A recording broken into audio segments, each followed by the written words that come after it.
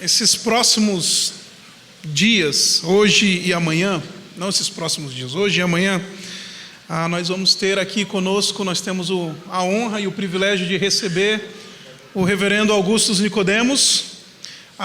Will, pode colocar a luz aí para a gente, por favor? Obrigado. E a minha tarefa hoje ela é muito simples, é apresentar alguém que dispensa apresentações. Dos vários atributos e dos vários títulos e das várias coisas que eu poderia dizer sobre o reverendo Augustus Nicodemos, a única coisa que eu gostaria de dizer é que, além dele ser um servo do Senhor, comprometido com a sua palavra, ele sem dúvidas é talvez a principal referência para qualquer pastor reformado da minha geração. Não tem nenhum, ouso dizer, nesse país e até fora desse país, pastor que afirme as doutrinas da graça, que esteja comprometido com a teologia reformada, que não tenha sido, em alguma medida, influenciado pelo reverendo Augusto Nicodemos. Então, para nós é um privilégio, para mim especialmente é uma honra tremenda poder passar o púlpito dessa igreja para o reverendo Augusto. Reverendo, muito obrigado desde já pela sua presença. A esposa dele, a Minka, está aqui com ele também. Obrigado, dona Minka, pela sua presença. Estamos muito honrados por vocês estarem aqui conosco hoje. E, reverendo, fique à vontade. Muito obrigado. A casa é sua. Quero só orar com você e nós vamos então abrir a palavra de Deus. Pai, obrigado porque Tu és fiel. Bem. Obrigado porque o Senhor levanta e tem levantado homens e mulheres para Te servir, e o reverendo Augustus, ele é um exemplo disso. E obrigado pelo seu ministério nesse país, obrigado pela maneira como o Senhor tem usado ele, e pedimos que o Senhor use ele essa noite uma vez mais, e que ele, ao abrir a boca, que ele possa falar aquilo que vem de Ti, para a nossa edificação, para que nós possamos ser abençoados pela exposição e pela aplicação da Tua palavra. E dirige o reverendo e abre os nossos ouvidos, abre o nosso coração, para que a gente possa receber a Tua palavra com um acolhimento que procede daquele que de fato foi comprado por Ti. Nós oramos assim em nome do Senhor Jesus. Amém. Amém. Amém. Obrigado, pastor. Boa noite a todos. Quero dizer que eu estou muito feliz e muito em casa, apesar do paletó. Quando eu estava terminando, eu tinha feito engenharia elétrica, depois fui fazer desenho industrial na Universidade Federal de Pernambuco. Estava no último ano, quando a graça de Deus me alcançou. E senti que com a conversão, Deus também me chamava para pregar a palavra. E eu comecei a pregar a palavra bem cedo, logo depois da minha conversão. E me lembro que Deus me guiou para trabalhar entre jovens. Estou explicando porque é que eu estou me sentindo muito à vontade aqui com o projeto da igreja. E primeiro comecei a pregar o evangelho entre os pescadores da região norte de Recife, cidade de Olinda. Até hoje tem uma igreja lá, batista, apesar de eu ser presbiteriano, né? Mas uma igreja batista se formou lá.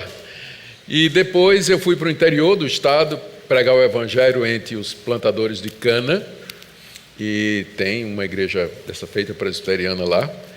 E voltando para Recife, quando eu conheci a Minka, nós começamos um trabalho com os jovens, pastor Isaac, que a princípio não tinha nenhuma, humanamente falando, ia contra tudo que se fazia dentro da igreja presbiteriana naquela época, que era extremamente convencional e tradicional. Então criei um grupo de rock, na verdade tinha uma banda de uma igreja que tocava muito bem, e eu fiz o desafio de gente, vamos tocar rock evangélico na praça, em vez de ficar aqui tocando para a igreja, vamos lá para a praça. Então nós levamos o grupo, o nome da banda é Novo Viver, e nós alugávamos caminhão, usávamos a traseira do caminhão como palco, íamos para Alto da Sé em Olinda, nós íamos para praças, íamos para beira-mar. Nós finalmente ganhamos espaço suficiente para fazer eventos em teatros, e a igreja era muito parecida com isso aqui, cheia de jovens, um louvor bem contemporâneo, e muita gente não dava nada para aquele trabalho, né? Um jovem pastor, né? Eu estava, na verdade, né, fazendo meu curso de teologia quando esse trabalho começou. Hoje tem algumas igrejas lá na região e na minha última contagem saíram pelo menos 12 pastores de entre todos aqueles jovens que passaram por lá durante todos esses anos.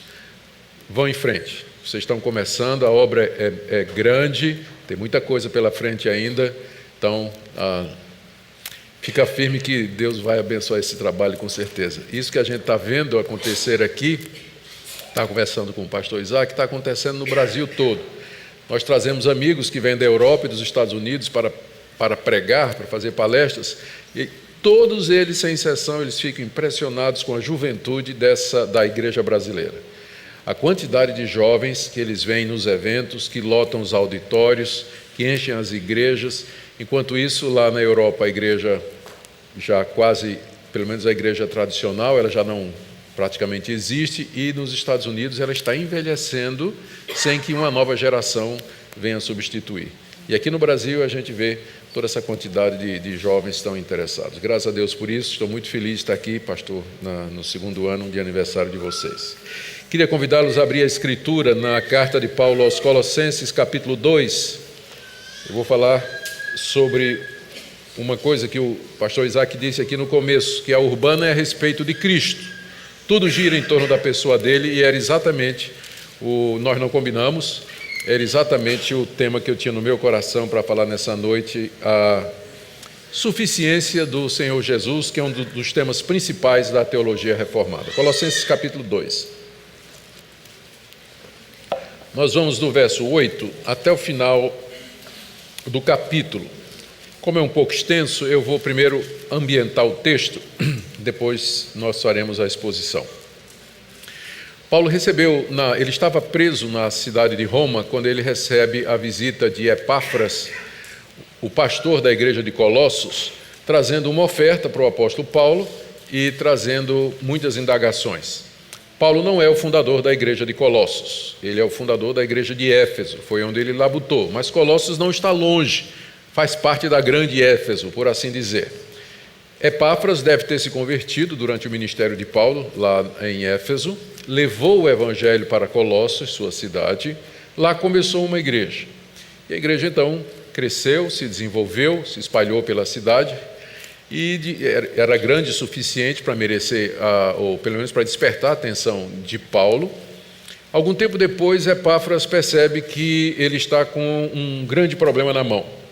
Alguns mestres, alguns estudiosos, alguns pregadores estavam se infiltrando na igreja, participando dos cultos que eram feitos nas casas e trazendo uma doutrina que era diferente daquela que Epáfras aprendeu com o apóstolo Paulo. Essa doutrina era uma mistura de cristianismo com judaísmo, ideias gnósticas da filosofia da época, e trazia também um forte viés místico e legalista. E aquilo tudo, de repente, era demais para Epáfras. Epáfras, então, faz a viagem até Roma, levando uma oferta de amor para o apóstolo Paulo, preso lá, e abre o coração e diz: Paulo, eu estou precisando de ajuda, porque a igreja lá em Colossos está sendo infiltrada por uma forma de cristianismo que não é aquilo que você nos ensinou, não é aquilo que foi revelado por Deus. E é muito complexo. E, na verdade, era muito complexo mesmo. A ponto de que os estudiosos dizem que aquele movimento que estava acontecendo em Colossos, eles chamam de a heresia de Colossos, porque não aparece em nenhum outro lugar do Novo Testamento. É tão único que parece ter sido alguma coisa localizada ali. Ninguém consegue encontrar um paralelo exato em outros lugares, em outros tempos, para aquela mistura. Porque, de fato, era uma mistura. Aparentemente, esses pregadores dessas ideias, eles tinham um pano de fundo judaico, eram judeus que haviam se convertido ao cristianismo, mas que eram influenciados pelas ideias filosóficas da época, especialmente duas vertentes. Uma, o neoplatonismo, que é uma ideia que remonta ao filósofo Platão, desenvolvida pelos seus seguidores, que basicamente vê o universo como separado em dois andares. O andar de cima, que é o mundo da perfeição, o mundo das ideias, onde todas as coisas existem na forma de conceitos, em toda a sua pureza. E no andar de baixo tem um mundo material, que é sensível, palpável, tangível e que é um reflexo imperfeito do mundo superior, que é o das ideias. Essa caneca, por exemplo, ela é um reflexo imperfeito da caneca ideal que existe no mundo das ideias. Então, para esse pessoal, tudo o que for ideal, tudo o que for pensamento, tudo o que for conceito, o divino está no andar de cima. Tudo que for físico é imperfeito, intrinsecamente mal, e está no andar de baixo. Então, daí que surge, por exemplo, movimentos influenciados por essa ideia, que acham que o corpo é a prisão da alma. O corpo físico, ele aprisiona a alma. Para você libertar-se, você ascender até Deus, você alcançar a iluminação e conhecimento, você tem que castigar o seu corpo. Você pode, inclusive, praticar o ascetismo, que é a privação das necessidades básicas do seu corpo, para que, uma vez quebrado o poder do corpo, a sua alma se liberte e se eleve até Deus. Então, esses judeus cristãos, eles tinham essas ideias neoplatônicas, eles viam a matéria e o corpo como sendo intrinsecamente maus. E eles diziam que esse movimento deles era alguma coisa que eles tinham recebido da parte de Deus através de revelação. E era um conhecimento secreto que não tinha sido dado nem aos apóstolos. Daí o nome de gnosticismo. A palavra grega para conhecimento é gnose, e esse movimento tem sido chamado também de um movimento gnóstico incipiente, ou que estava começando. E esse segredo era a chave para você chegar à vida eterna. Essa gnose era dada somente aos iniciados. Ou seja, não bastava você crer em Jesus Cristo. Você tinha que ter esse conhecimento secreto. Você tinha que se tornar um gnóstico. E, além disso, você tinha que praticar as obras da lei, conforme estava na lei de Moisés. Lembra que o pano de fundo é o judaísmo aqui. E você tinha que, seguindo o pensamento platônico, castigar o seu corpo, praticar a ascese, para que você pudesse subir até a presença de Deus.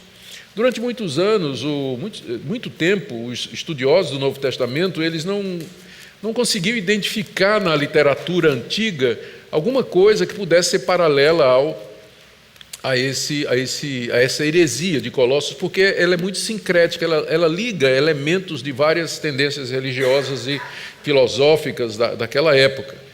Até que na década de 50 do século passado foi descoberto lá no Egito, mais especificamente numa cidade chamada Nag Hammadi, uma biblioteca gnóstica datando do século II, que avançou muito o nosso conhecimento a respeito do gnosticismo, que a gente não tinha muito conhecimento, não é? E, surpresa de todas as surpresas, o vocabulário deles reflete muita coisa do que Paulo está dizendo na carta aos Coríntios, na carta aos Colossenses. Os gnósticos falavam do pleroma, que era a tradução é plenitude, que é esse espaço que nos separa de Deus e os homens. Essa distância entre Deus e os homens é chamada de pleroma, que é plenitude. Eles usam essa palavra que Paulo usa o tempo todo nas suas cartas. Eles falam que você tem 3 tipos de gente: o carnal, o almal, tem a ver com alma, e o espiritual, que Paulo usa em 1 Coríntios.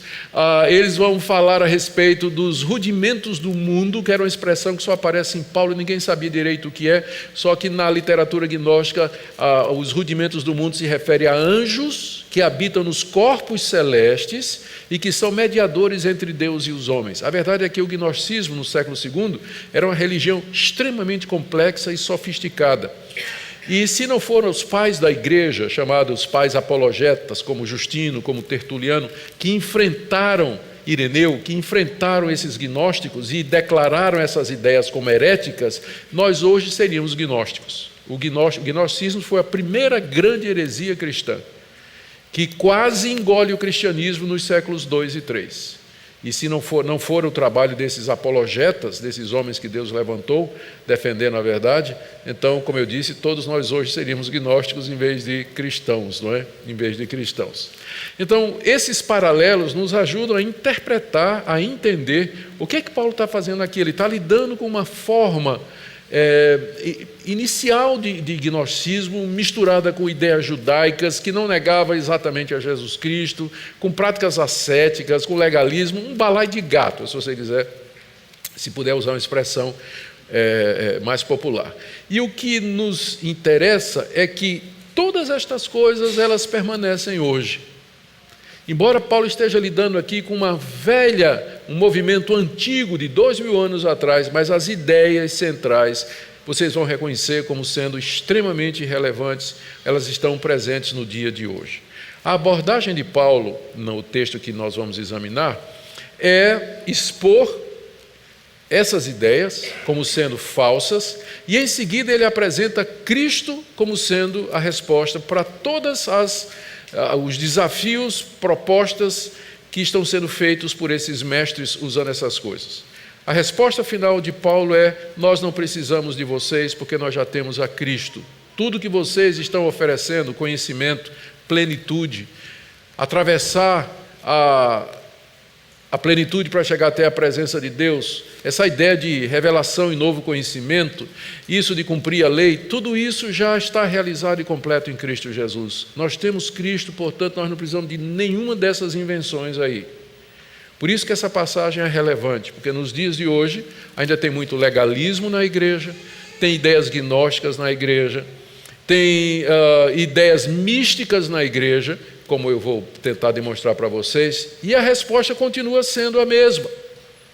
A resposta que foi dada por Paulo 2000 anos atrás é a mesma resposta que nós damos hoje. Em Cristo nós temos tudo o que essas seitas e movimentos nos oferecem e não podem cumprir. Porém, em Cristo nós somos perfeitos, mais uma palavra que os gnósticos gostavam, teleioi, ou perfeitos, que indicava esse grau supremo de perfeição que uma pessoa adquiria através da gnose. Então, Paulo escreve a carta aos Colossenses, que iria ser levada por Epáfras. Epáfras ia chegar lá nas igrejas, reunir as igrejas, casa as igrejas, e então abrir lá o pergaminho e dizer: olha, gente, aqui está uma carta do apóstolo Paulo sobre o que é que está acontecendo aqui. Vamos escutar a leitura aqui para ver o que ele está dizendo. Imagine a cena, né? Epáfras lendo a carta que Paulo escreveu para a sua própria igreja, com o objetivo de ajudá-lo a pastorear a igreja nas dificuldades que eles estavam passando. Eu vou aqui no que eu considero o coração da carta, onde Paulo combate primeiro as ideias gnósticas, depois o legalismo, depois o misticismo e depois o ascetismo do movimento. Vamos começar com o gnosticismo aí do verso 8 até o verso 10 do capítulo 2. Cuidado que ninguém vos venha enredar com sua filosofia e vãs sutilezas, conforme a tradição dos homens, conforme os rudimentos do mundo e não segundo Cristo. Porquanto nele habita corporalmente toda a plenitude da divindade.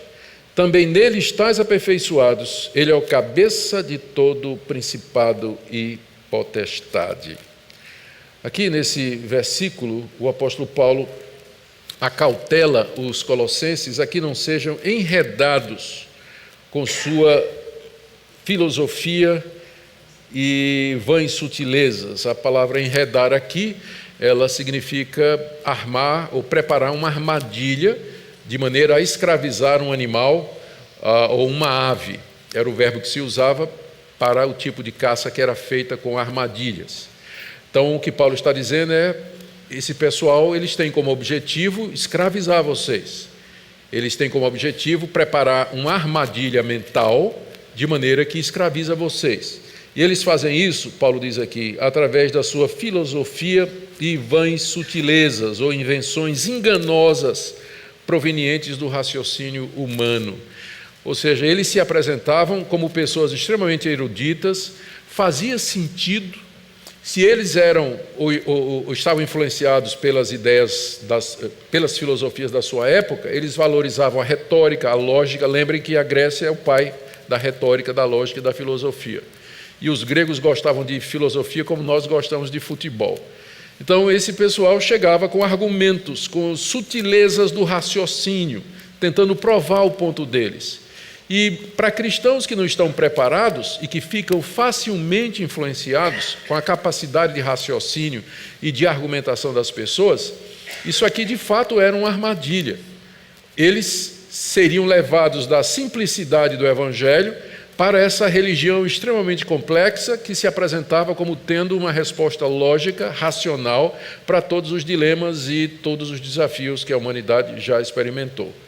Paulo diz: cuidado, não deixe que esse pessoal, usando de filosofia, usando de raciocínios sutis, escravizem a mente de vocês.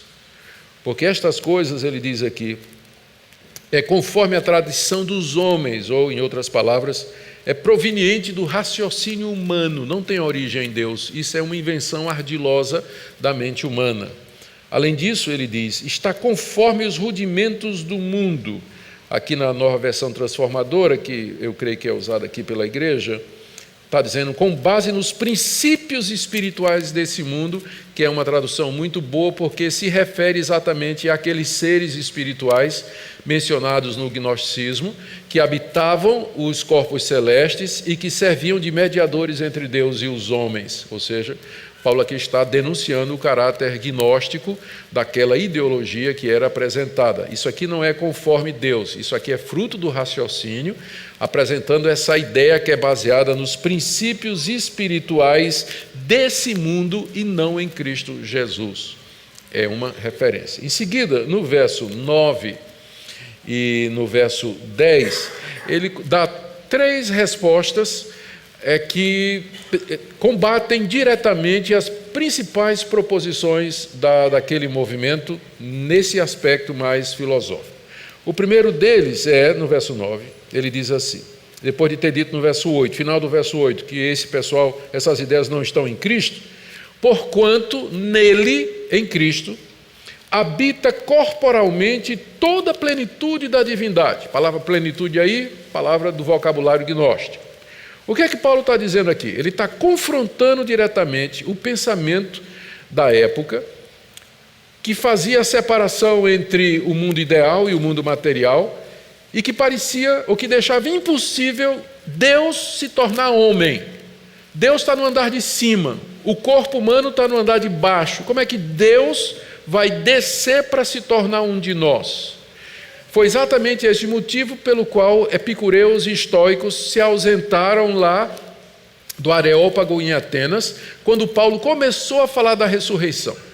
Porque a ideia da ressurreição é ridícula do ponto de vista da cosmovisão neoplatônica. Qual o interesse de Deus em ressuscitar um corpo, já que Deus é espírito e o mundo da perfeição é espiritual e o corpo é inferior, intrinsecamente mal? Por que Deus ressuscitaria corpos? Quando Paulo começou a falar da ressurreição, o pessoal vazou lá no Areópago, dizendo, a gente fala com você outra hora.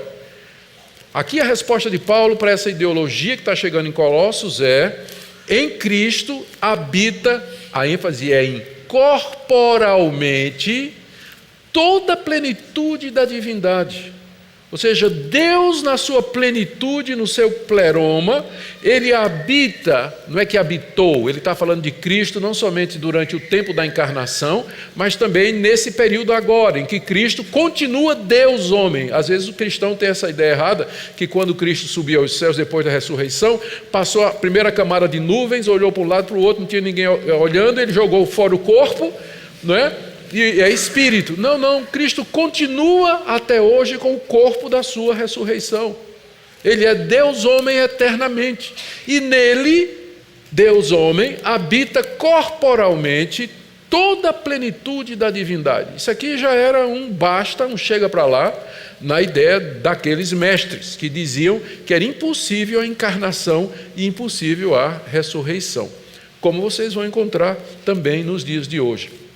A resposta de Paulo para aquele pessoal é a suficiência de Cristo. O pleroma que eles ofereciam, ele habita divinamente no corpo, na pessoa de Cristo Jesus. Cristo é a expressão plena e máxima da divindade.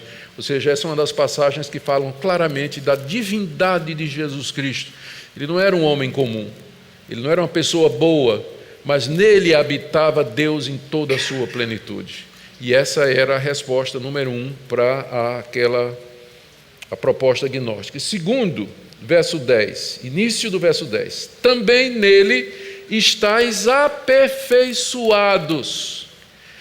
Porque essa era uma das ofertas desse movimento. Eles ofereciam perfeição.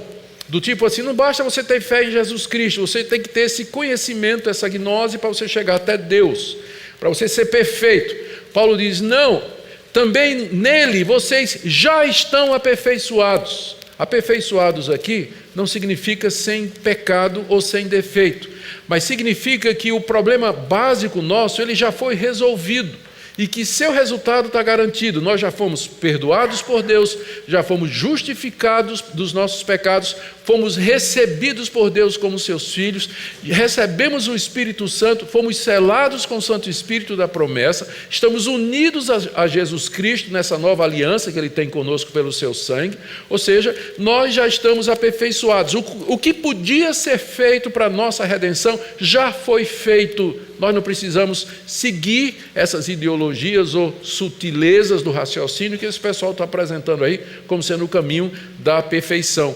Porque em Cristo, se você está em Cristo, você já está aperfeiçoado. Não há nada mais a ser feito. Na verdade, não há nada mais que possa ser feito. Uma vez que você está em Cristo Jesus, nele você já é perfeito diante de Deus. Já é perfeito. Nada se pode acrescentar à obra completa de Jesus. Terceira resposta de Paulo está no final do verso 10, quando ele diz que ele é o cabeça de todo principado e de toda potestade, de todo governo, de toda autoridade. A palavra, essa expressão aqui, principado e potestade, que só aparece também nas cartas de Paulo, é uma referência aos anjos. E quando Paulo apresenta Cristo como sendo o cabeça de todo principado e de toda potestade, está dizendo que ele é o cabeça de toda autoridade que existe, particularmente da autoridade angelical. E por que isso é importante? Porque na mensagem desses falsos mestres estava a questão dos princípios desse mundo, os princípios elementares, que eram espíritos, que eram anjos que habitavam nas esferas celestiais e que precisavam ser pacificados para que se pudesse encontrar a Deus. Paulo diz assim, Cristo é o cabeça de todo anjo, de todo principado e de toda potestade. Ele está acima de todos os anjos. Por que eu vou ter que me envolver com anjos? Se eu conheço o chefe deles, por que eu vou tratar com o subordinado? E é exatamente hoje, é a razão pela qual eu não entendo hoje. Porque tem crentes, né, tem meios evangélicos que enfatizam, eu vi um anjo me apareceu, um anjo me guiou, no meu anjo da guarda. Por que esse interesse com anjos? Se Cristo é o cabeça de todo principado e potestade, e eu estou em Cristo. Se eu tenho Cristo, eu tenho tudo. Nele eu sou completo, sou perfeito. Com essas três afirmações, Paulo desmonta já de cara a proposta daqueles mestres no viés do gnosticismo. Em seguida, ele trata de um outro aspecto daquele ensino, que tem a ver mais com o seu fundo judaico, que é o legalismo. Chama de legalismo a tentativa de salvação mediante a guarda da lei de Moisés, ou de qualquer outro sistema de regras. É a tentativa do homem de agradar a Deus e obter a salvação mediante o seu esforço pessoal de cumprir determinado padrão, quer seja humano ou mesmo divino. É isso que a gente chama de legalismo. E Paulo trata disso a partir do verso 11. Agora, lembrando, no judaísmo havia três coisas que identificavam o verdadeiro judeu e que são consideradas como obras da lei. Era a circuncisão, a dieta religiosa, que você encontra no livro de Levítico. Você não pode comer esse tipo de animal, você não pode comer sangue, animal com sangue, você não pode comer isso, não pode comer aquilo. Então, tinha uma lista de animais impuros e depois uma lista de animais puros. E o terceiro marcador de identidade religiosa dos judeus era o calendário. Dias de festas, luas novas e sábados. As festas eram 3, Pentecostes, Tabernáculos e Páscoa. Aquilo era a rotina e direcionava a vida do judeu. Então, se você perguntasse quem era um judeu no século I, era alguém que circuncidava o filho, não comia carne de porco e guardava as datas da sua religião de maneira estrita. Então, era isso que estava sendo colocado para os colossenses. Vocês têm que guardar as demandas da lei de Moisés, senão vocês não serão aperfeiçoados, vocês não serão salvos. Olha a resposta de Paulo, primeiro sobre a circuncisão, a partir do verso 20. Nele também fostes circuncidados, não por intermédio de mãos, mas no despojamento do corpo da carne, que é a circuncisão de Cristo, tendo sido sepultados juntamente com ele no batismo, no qual igualmente fostes ressuscitados mediante fé no poder de Deus, que o ressuscitou dentre os mortos. E a vós outros que estáveis mortos pelas vossas transgressões e pela incircuncisão da vossa carne, vos deu vida juntamente com ele, perdoando todos os vossos delitos. Olha o que é que Paulo diz no verso 11. Nele vocês também foram circuncidados. Todo mundo sabe o que é circuncisão. E Paulo diz para os cristãos, vocês já estão circuncidados. Vocês não precisam fazer essa circuncisão feita por mãos humanas. Essa expressão aqui se deriva do costume rabínico de deixar crescer, o rabino deixava crescer a unha do polegar e afiava dos dois lados como uma navalha. E quando o menino vinha para ser circuncidado, né? Então daí a expressão circuncisão feita por mãos, né? Feita por mãos.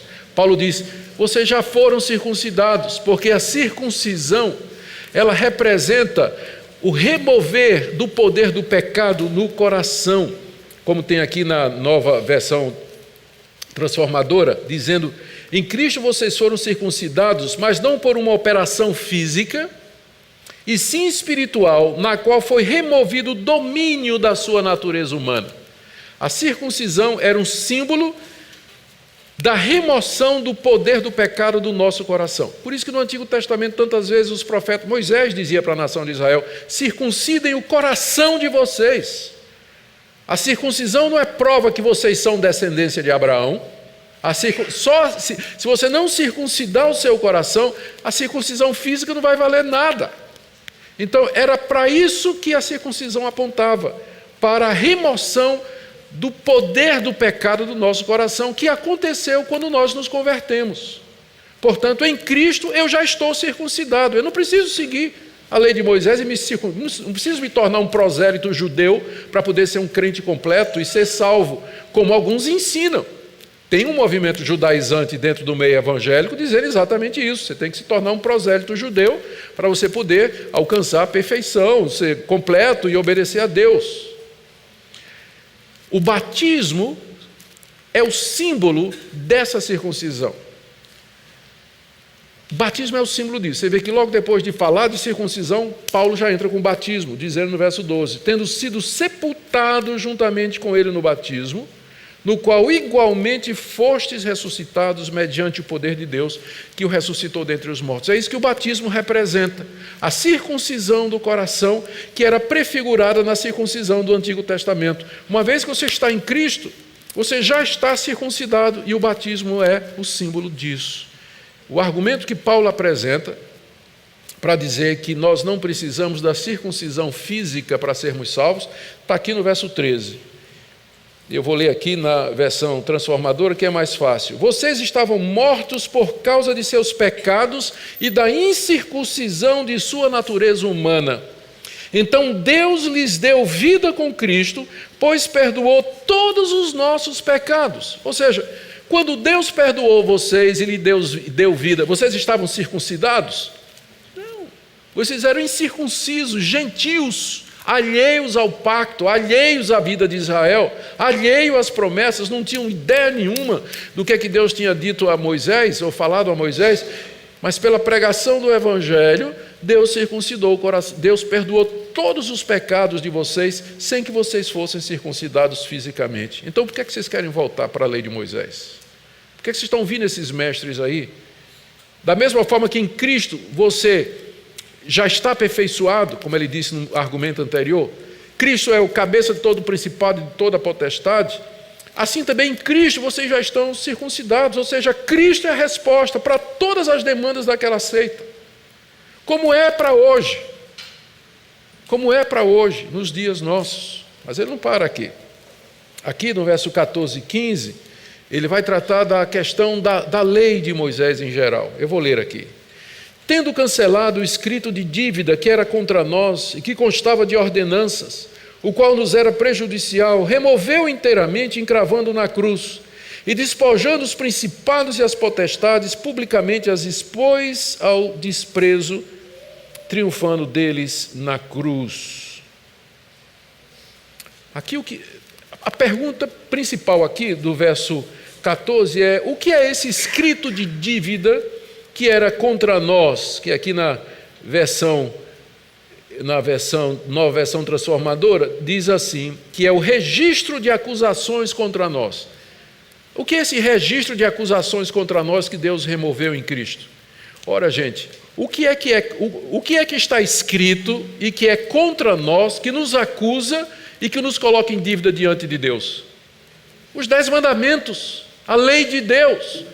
Não terás outros deuses diante de mim, não farás para ti imagem de escultura, não tomarás o nome do Senhor teu Deus em vão, lembra-te do dia de descanso para o santificar, honra teu pai e tua mãe, não matarás, não furtarás, não adulterarás, não dirás falso testemunho, não cobiçarás absolutamente nada do teu próximo. Quem de vocês aqui já cumpriu tudo isso a vida toda? Eu não estou levantando a mão exatamente porque eu também não cumpri. Esse é o escrito de dívida, é o registro de acusações, porque a lei não foi dada para salvar. A lei foi dada para calar a nossa boca, para mostrar que nós somos pecadores e que nós precisamos de alguém que nos salve. Legalismo é quando você não entende isso e tenta se salvar pela guarda da lei, num esforço absurdo, porque você está partindo do pressuposto de que você consegue. E um dos temas centrais da reforma protestante, refletindo no ensino bíblico, é a depravação total do homem. Quando diz total, não quer dizer que o homem é tão depravado quanto pode ser, mas quer dizer que todas as dimensões da sua existência foram corrompidas pelo pecado: mente, coração, vontade, emoções, disposição, consciência, memória, discernimento, de forma que o homem não pode obedecer a Deus, ele não quer e ele não vai obedecer a Deus, nunca. Então a lei de Deus, o problema não é com a lei, o problema é que a lei foi dada para pecadores como vocês e como eu. Então ela se torna no registro de acusações, escrito de dívida que Deus tem contra nós. Olha o que é que Paulo diz que Deus fez, no verso 14. Deus cancelou o registro de acusações. Alguém conhece uma coisa mais libertadora do que essa? Você está devendo uma nota, está sendo processado e de repente chega o oficial de justiça e diz: olha, o juiz cancelou as acusações, você está livre, você não deve mais nada, está livre, não tem mais risco nenhum de ser condenado, não vai perder absolutamente nada, sua liberdade é completa e total. Cancelamento. Deus cancelou o escrito de dívida que nos era contrário. Como ele fez isso? Ele explica aqui. Esse escrito de dívida, o registro de acusações, constava de ordenanças, que eram exatamente as ordenanças da lei que eu mencionei para vocês, o qual nos era prejudicial, porque a lei não foi dada para nos salvar, mas para nos condenar. Agora veio o final do verso 14. Removeu inteiramente, encravando na cruz. Sabia disso? Que quando Cristo estava sendo crucificado, Deus estava ali crucificando com ele o escrito de dívida que nos era contrário e que assinou com o sangue de Cristo, cancelado. Aí Paulo pergunta: por que vocês querem se submeter à lei de Moisés outra vez? Esse escrito de dívida já foi removido, já foi cancelado na cruz de Cristo, está pregado lá, ou foi pregado lá. Aqueles mesmos cravos que traspassaram as mãos e os pés de Jesus são os mesmos que cravaram a lei na cruz, de maneira que quando a lei, Deus olha para a lei, ele a vê cravada na cruz. E as acusações, elas encontram o seu pagamento na pessoa daquele, junto com quem a lei foi encravada. Ali você tem a dívida e o pagamento, todos encravados na cruz, juntos. O que eu devo e o que foi pago, preso pelos cravos na cruz, para todo sempre. Então, por que vocês querem voltar para a lei, diz o apóstolo Paulo. E aí, mais uma vez, a resposta para o legalismo é Cristo. Mais uma vez, resposta para o gnosticismo, Cristo. Nele vocês já estão aperfeiçoados. Resposta para o argumento da circuncisão, Cristo. Em Cristo vocês já estão circuncidados também. Mas e a lei de Deus que foi dada? A lei de Deus foi dada, era contrária, ela foi dada para nos destruir, para nos mostrar quão pecadores nós somos, as suas demandas já foram cumpridas plenamente na cruz do Calvário, a ponto de Deus cancelar a sua dívida, a dívida que nós temos diante dele, que é a culpa dos nossos pecados. Está tudo pago na cruz, portanto vocês não precisam, não há o que fazer mais. E ainda, no verso 15, e aqui nós temos que perguntar o que é que o verso 15 tem a ver com isso. E despojando os principados e as potestades, publicamente os expôs ao desprezo, triunfando deles na cruz. Como eu disse para vocês, principados e potestades é uma referência aos anjos, e no contexto são os anjos maus. Satanás e os seus anjos. São estes que Cristo expôs publicamente ao desprezo quando triunfou na cruz. Mas em que sentido? Qual a relação desses anjos com o que Paulo acaba de falar sobre a lei? Qual é a força da argumentação do diabo contra o ser humano? É a lei. É a lei. Você vai ser condenado, não há esperança para você, porque aqui, os 10 mandamentos. Você quebrou todos. Onde não há lei, também não há pecado. Então, a força da acusação do maligno e dos principados e potestades é exatamente a força da lei. É interessante que quando Deus deu a lei no Monte Sinai, quem foi o mediador entre Deus e Moisés? Anjos. Os anjos estavam no Sinai e eles foram mediadores da recepção da lei. Paulo fala disso em Hebreus e fala em Gálatas.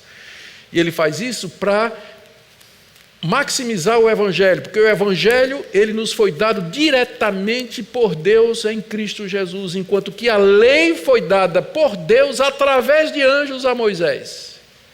Então há uma ligação entre os principados e potestades e a lei. Por isso que a vitória de Cristo, no verso 14, cancelando o escrito de dívida na cruz, também representa o triunfo dele sobre principados e potestades. A figura que Paulo usa aqui no verso 15 é do triunfo romano, de um general que entra vitorioso na sua cidade, depois de ter vencido o inimigo no campo de batalha.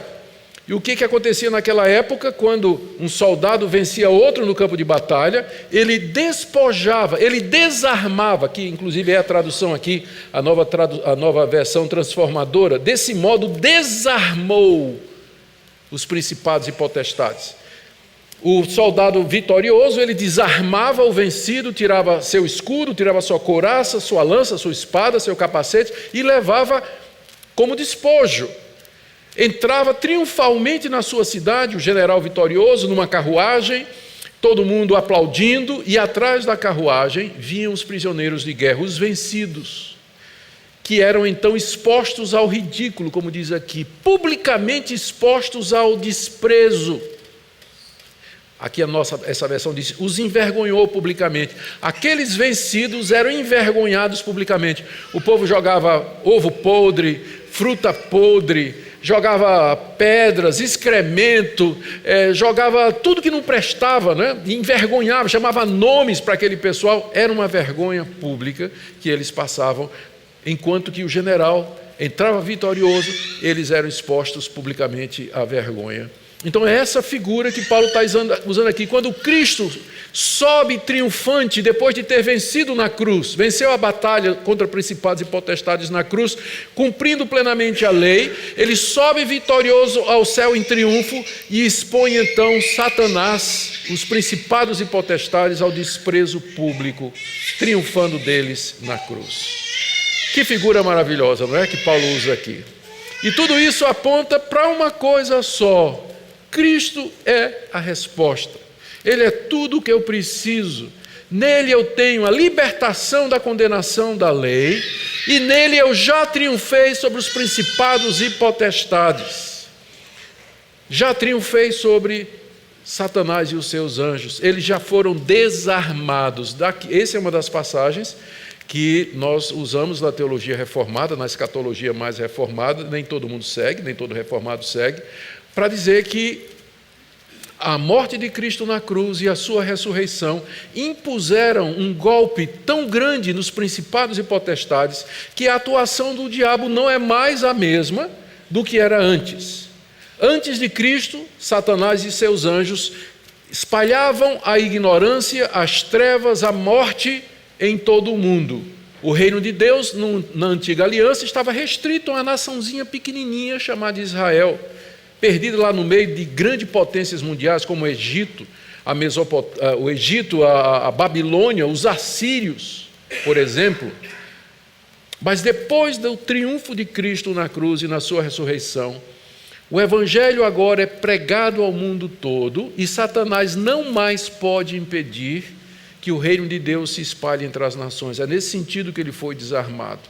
E ele não mais pode nos acusar ou condenar, porque sua arma foi tirada quando Cristo triunfa cumprindo a lei na cruz. Então, nesse sentido, nós dizemos que nós já vencemos, nós já triunfamos, o diabo já foi desarmado, o próximo passo é a chegada de Cristo em glória para lançá-lo finalmente no lago de fogo e enxofre. Mas tudo isso na pessoa de Jesus Cristo. Ainda dentro do tema de legalismo, Paulo trata agora da questão da comida e das festas nos versos 16 e 17. Ninguém, pois, o pois aqui, introduz a conclusão do argumento anterior. No argumento anterior ele tinha dito que Cristo cumpriu a lei e venceu os principados e potestades. Portanto, ninguém julgue vocês por causa de comida e bebida ou dia de festa, ou lua nova, ou sábados, porque tudo isso tem sido sombra das coisas que haviam de vir, porém o corpo é de Cristo. Aqui ele traz mais uma advertência. Você percebeu que são 3, advertências pelo menos. A primeira está no verso 8, cuidado que ninguém enrede vocês, cuidado que ninguém escravize. Depois ele disse aqui, no verso 16, Não, ele vai dizer, mas ele disse no verso 16, ninguém vos julgue por causa de comida. E no verso 18 ele vai dizer, ninguém se faça árbitro contra vós outros. São 3 exortações dizendo aos colossenses, cuidado, não se deixe enganar, ninguém julgue vocês, ninguém condene vocês por estas coisas, porque em Cristo vocês já estão completos. Mas vamos aqui para o verso 18, o verso 18, quando ele diz, ninguém vos julgue por causa de comida e bebida. Quando ele diz assim, ninguém vos julgue, ele quer dizer, não aceitem a condenação daqueles que insistem. Não deixem que ninguém os condene pelo que comem ou bebem, e não por celebrarem, ou por não celebrarem dias santos, as cerimônias das luas novas ou os sábados. Porque era isso que aqueles mestres estavam fazendo. Estava dizendo assim, vocês estão comendo carne de porco? Vocês estão condenados, vocês vão para o inferno. Vocês estão comendo sangue? Vocês estão condenados, vocês vão para o inferno. Vocês não guardam as festas judaicas? Você não guarda o sábado? Você vai para o inferno. Paulo diz aqui, ninguém vos julgue por causa de comida, bebida, dia de festa, lua nova ou sábado. Por que eu não devo deixar que estas pessoas me condenem porque eu não guardo estas coisas? Resposta de Paulo no verso 17, porque tudo isso tem sido sombra das coisas que não haviam de vir, porém o corpo é de Cristo. Deixa eu dar aqui uma ilustração que vai ajudar a compreender. Imagina que eu estou aqui e tem um holofote bem forte atrás de mim aqui, uma luz bem forte. E o pastor Isaac se aproxima de mim. Eu não conheço Isaac, ele está se aproximando de mim, por trás. Qual é a primeira coisa que eu vou ver do pastor Isaac? A sombra. Olha aqui, veja aquela sombra. Não é? Sim. Dá para ver que é um homem, não é? Um homem de porte considerável, está se aproximando. Mas não dá para ver se ele é bonito, feio, qual é a cor dos olhos, os detalhes da face. E ele vai chegando, vai se aproximando. Ele passa por mim e fica defronte de mim. Uma vez que o corpo que estava lançando a sombra está na minha frente, e eu agora vejo o corpo com clareza. Eu posso distinguir a cor dos olhos, posso dizer se ele é feio ou bonito, né?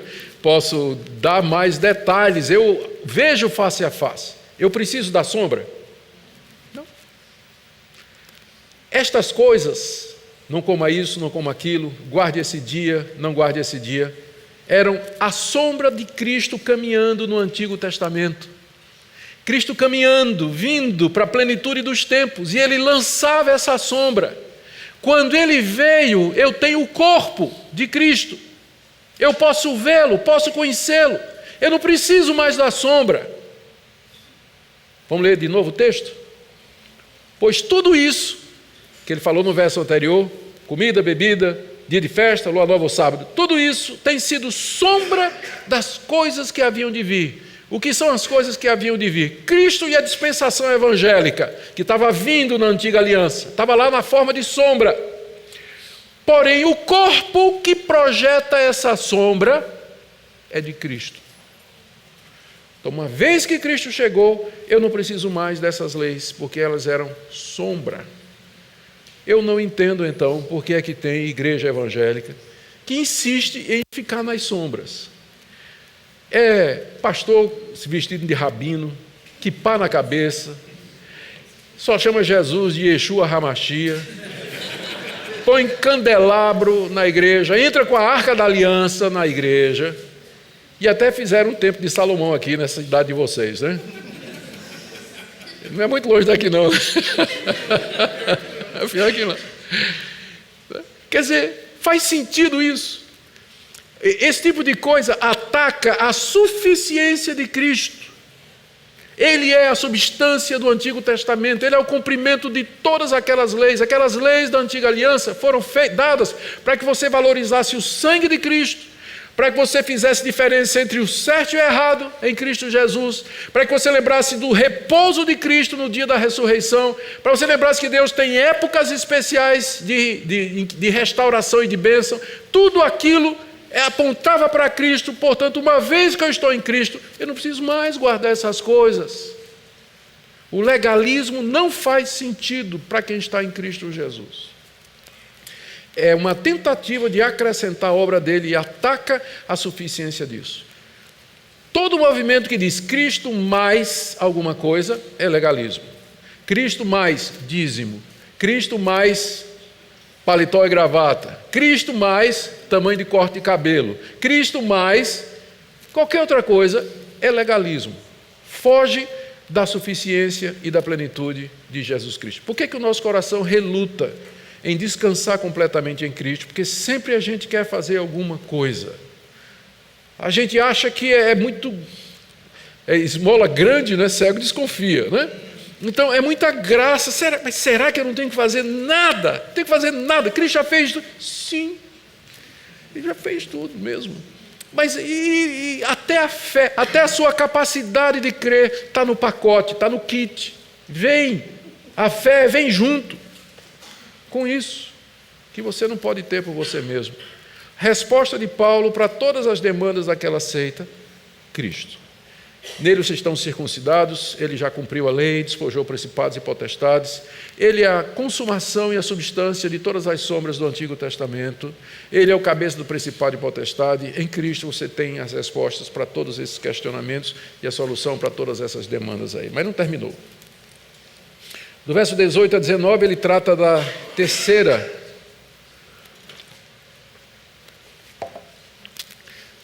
componente daquela heresia, que era um misticismo.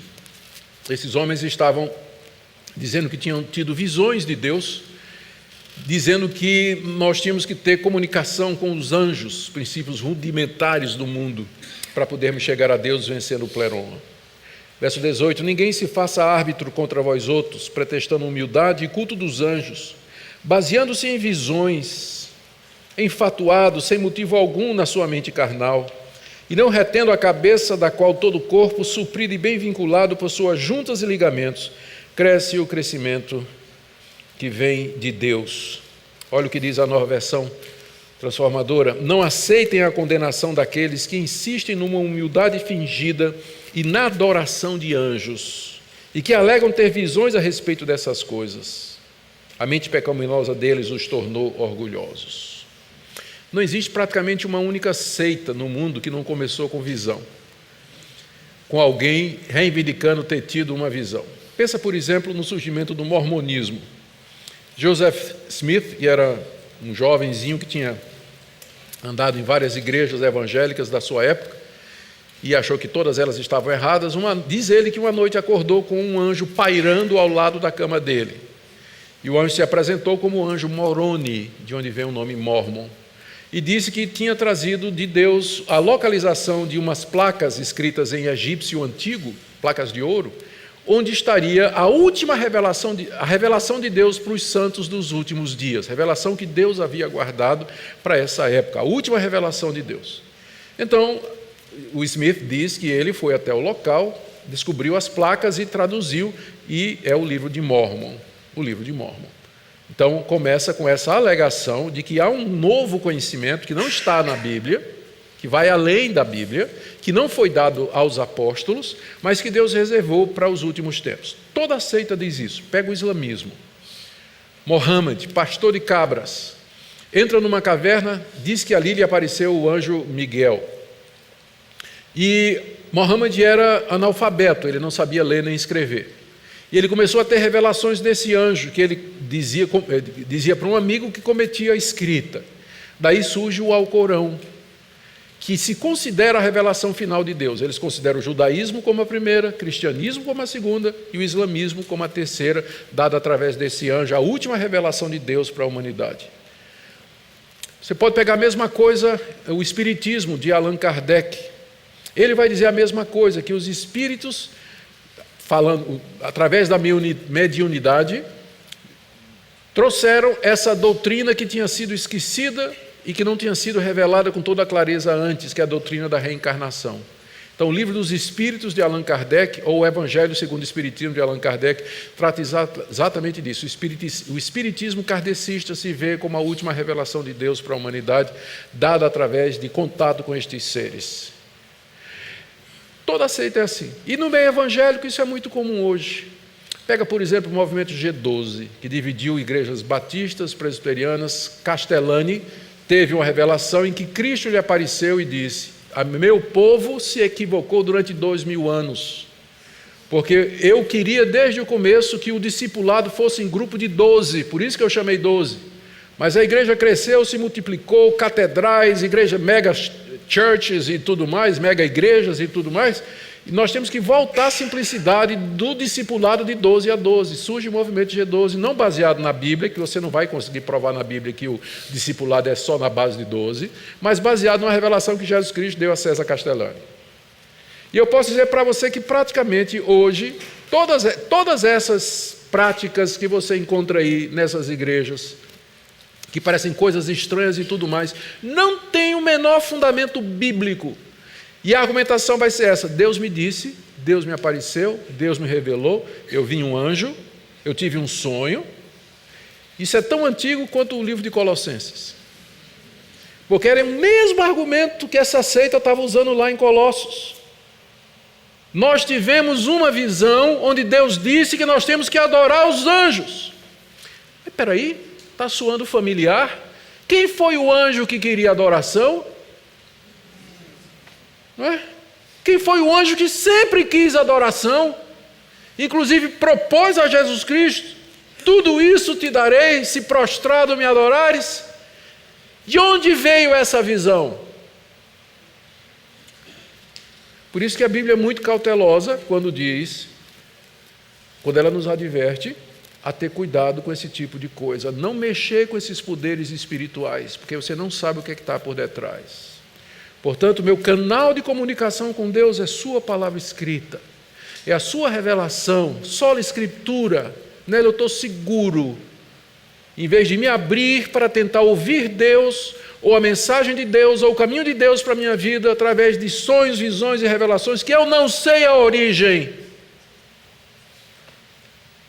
Porque uma das características exatamente desses seres é a capacidade de enganar. Ele é o pai da mentira que se transforma em anjo de luz. Por isso, está aqui, Paulo dizendo: não deixe que esse pessoal, não aceite a condenação desse pessoal que insiste numa humildade fingida. Porque eles chegam assim, com toda humildade, né? Não, eu sou um simples servo de Deus, Deus me deu uma visão, mas eu nem sei porque que Ele me deu essa visão, né? Eu sou nada diante de Deus, né? Vem com essa humildade fingida, e aí engana os incautos. Tem muito crente que vai atrás, crente que gosta de novidade, gosta mesmo, para ele só Cristo. Eles querem alguma coisa assim mais emocionante, alguma coisa que eles possam fazer alguma coisa e tudo mais. E aí quando aparece um falso profeta dizendo esse tipo de coisa, diz: era isso que eu estava esperando. Vai embora atrás da seita. Lá vai, seguir o falso profeta. Como tem muitos hoje. O que é que falta? é o conhecimento do Evangelho. Um dos slogans mais perniciosos usados no meio evangélico é: a letra mata e o espírito vivifica. Tirado do contexto, talvez eu fale disso amanhã de manhã. O apóstolo Paulo, quando diz a letra mata e o espírito vivifica, não está fazendo um contraste entre doutrina, estudo, versus espiritualidade, piedade e plenitude do espírito. Ele está contrastando a antiga aliança e a nova. Duas coisas completamente diferentes. Entretanto, ao dizer isso, a letra mata e o espírito vivifica, existe uma rejeição ensinada por muitos líderes aos membros de suas igrejas, dizendo: não estudem doutrina, não leiam comentários, não pesquise a palavra de Deus, porque doutrina mata. Olha para as igrejas históricas e tradicionais. Eles podem ter um ponto, porque muitos teólogos bons que nos deram boa teologia eram áridos, eram secos, não tinham vida, às vezes não faziam nem, não estavam envolvidos no pastorado. Eu entendo a força desse argumento, mas esses homens estavam errados.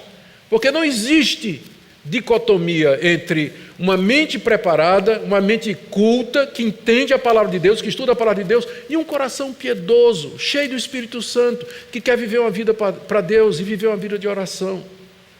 Então não se deixa levar por essa piedade, por esse misticismo aí que está desprovido de fundamentação bíblica. Esse pessoal, Paulo diz aqui, baseia-se em visões sem motivo algum na sua mente carnal, ou seja, a mente pecaminosa deles os tornou orgulhosos, e eles vieram com estas invenções que acabam tirando a suficiência de Cristo. Então já vimos três coisas: como Paulo detona o gnosticismo, ele detona o legalismo, e agora ele detona o misticismo, e a última coisa é o ascetismo, que também era um dos integrantes daquela seita complicada. A partir do verso 20: se morrestes com Cristo para os rudimentos do mundo, porque como se vivesseis no mundo vos sujeitais a ordenanças, não manuseis isso, não proves aquilo, não toques aquilo outro, segundo os preceitos e doutrinas dos homens. Pois que todas estas coisas com o uso se destroem. Tais coisas com efeito têm aparência de sabedoria, como o culto de si mesmo, de falsa humildade, de rigor ascético, todavia não tem valor algum contra a sensualidade. No verso 20, Paulo faz uma afirmação, infelizmente, mas isso já vem sendo corrigido. Essa tem uma expressão, essa palavrinha se aí, ela é a tradução de uma palavra grega que pode indicar às vezes dúvida de fato ou simplesmente uma afirmação. Então, naquela famosa frase, se Deus é por nós, quem será contra nós? A tradução correta é, já que Deus é contra nós, ninguém será, já que Deus é por nós, ninguém será contra nós. Então é o caso aqui, Paulo não está colocando dúvida, se vocês já morreram com Cristo, ele está dizendo, vocês já morreram com Cristo, tanto é que a Nova Versão Transformadora já diz, vocês morreram com Cristo, que é a melhor tradução, está correto, ele não está questionando, ele está fazendo uma afirmação. Então, vocês já morreram com Cristo, afirma Paulo no verso 20, morreram para os rudimentos desse mundo, ou seja, veja como ele traduziu aqui, ele os libertou dos princípios espirituais desse mundo, que exatamente os rudimentos do mundo eram aqueles anjos, como eu falei. Isso aí, Paulo diz, isso já aconteceu, vocês foram libertos em Cristo da escravidão a essas ideias, a esses conceitos, a tudo mais. Então ele pergunta, por que vocês estão se deixando escravizar para ordenanças como não toque nisso, não prove nisso, não manuseie isso, segundo os preceitos e doutrinas dos homens? O que ele está combatendo aqui? Está combatendo a ética, ou o caminho da ética ou da espiritualidade desse movimento aí. Como eu disse, se você acha que o mundo das ideias é o mundo da perfeição do espírito e que o corpo ele está no andar de baixo e ele é intrinsecamente mau, a sua espiritualidade passa necessariamente pela subjugação do seu corpo. Você tem que dominar seu corpo. E aí então os ascetas, era o nome que se dava às pessoas que acreditavam assim, eles tinham todo um programa de quebrar os desejos do corpo. Tem coisas que a gente tem que realmente mortificar, porque às vezes o apetite sexual ele é dirigido para a pessoa errada, no tempo errado e da forma errada. Então tem que mortificar mesmo. Mas, por exemplo, a vontade de comer, vontade de beber, a necessidade de dormir, de relaxar e tudo mais, são são desejos ou são coisas necessárias, fazem parte da nossa estrutura.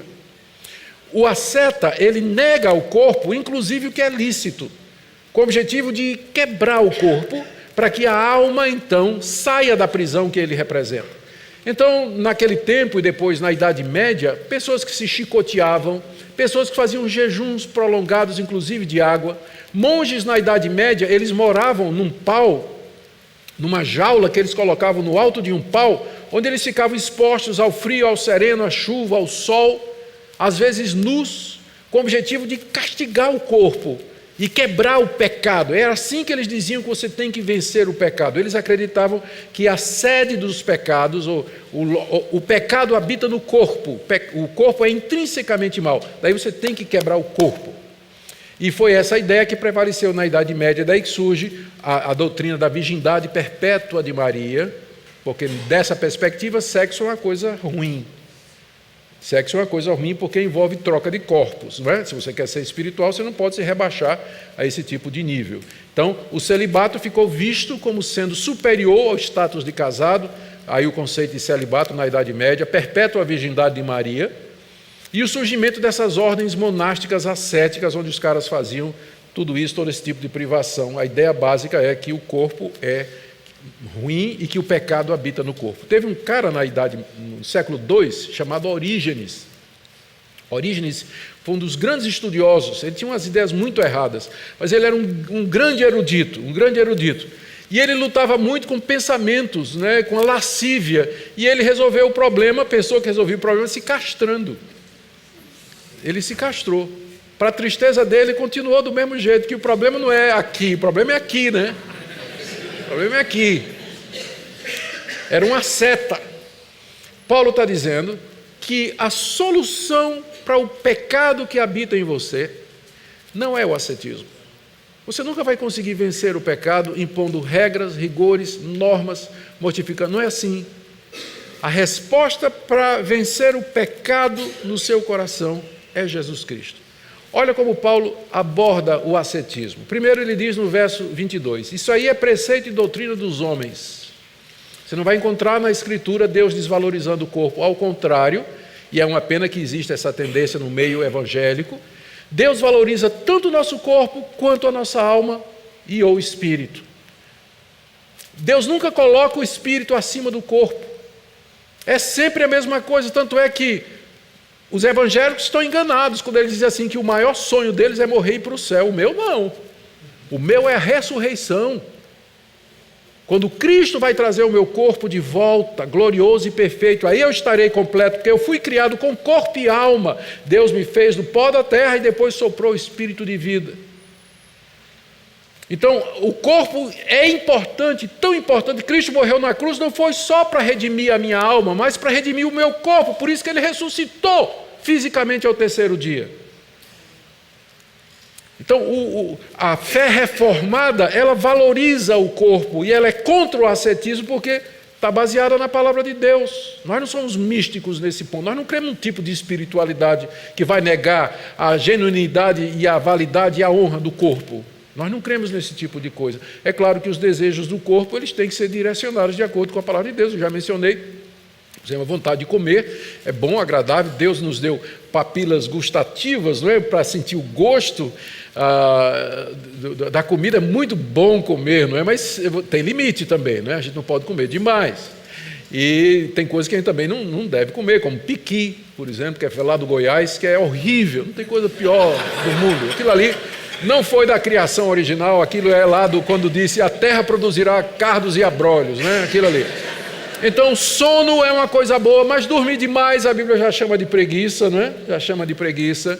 Então, com moderação, a gente pode viver e aproveitar todos os benefícios associados com o nosso corpo. O ascetismo não tem nada a ver conosco. Paulo diz a doutrina de homens. Segundo, no verso 22, todas estas coisas com o uso se destroem, não é?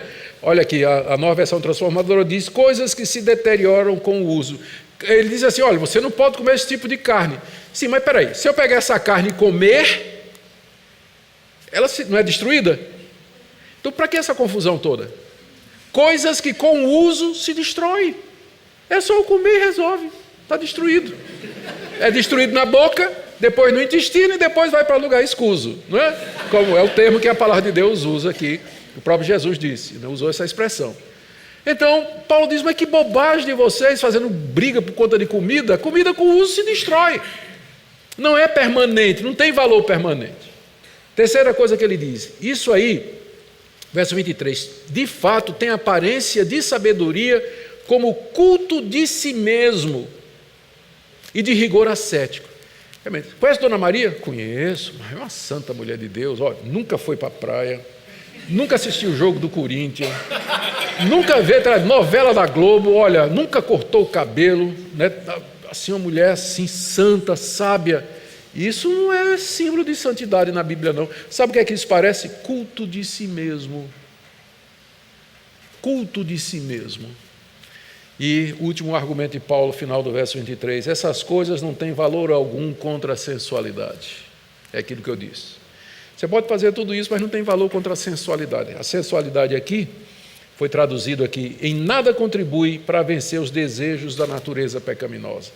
Você pode fazer tudo isso, seguir um código, mas isso aqui não vai resolver o problema da corrupção do seu coração. Só tem uma coisa que resolve isso: a cruz de Cristo, a circuncisão do coração que é feita em Cristo Jesus. Mais uma vez, a resposta de Paulo para todas essas demandas é a pessoa de Cristo. Se você está em Cristo, você vai ter o poder para vencer pornografia, você vai ter poder para vencer os pensamentos lascivos, você vai quebrar o círculo vicioso. Se você está em Cristo, você vai ter o poder para fazer isso. Senão, você vai começar o ano, hoje já estamos em fevereiro, não é? Tenho certeza que você já quebrou todos os propósitos que você tomou na virada de ano. Né? Todo ano a gente faz propósito, né? Chega em fevereiro a gente já... Porque nós não temos condição em nós mesmos de vencer a nossa natureza, tem que ser em Cristo Jesus. Fechando. Resposta de Paulo para Epáfras. Epáfras, o que você precisa ensinar aos crentes de Colossos é Cristo. Ensine a plenitude de Cristo, a riqueza de Cristo, a sabedoria de Cristo, a obra completa dele na cruz, a sua perfeita e plena divindade, a sua ressurreição dos mortos, o triunfo dele sobre principados e potestades, como ele cumpriu a lei por nós, como no seu sangue a gente tem um perdão de pecados. Ensina a Cristo. E se os crentes aprenderem, se eles entenderem a suficiência de Cristo, eles serão firmados na rocha, eles não vão atrás dessas seitas. Você não precisa se preocupar com esses falsos profetas, com as demandas desses falsos profetas, ou com as ofertas que essas religiões fazem, as promessas que eles fazem, porque você já vai dizer, mas nós já temos tudo isso em Cristo. Cristo é a resposta de Deus para todas as necessidades que nós temos, presentes e futuras. Por isso, a grande questão nessa noite, que eu quero trazer para vocês, é essa daqui. O que Jesus Cristo representa para você? Ele é sua única esperança, sua única confiança? Você tem certeza que é nele, somente nele, que você deposita a sua expectativa de ser salvo? É nele que você espera ser encontrado no dia do juízo?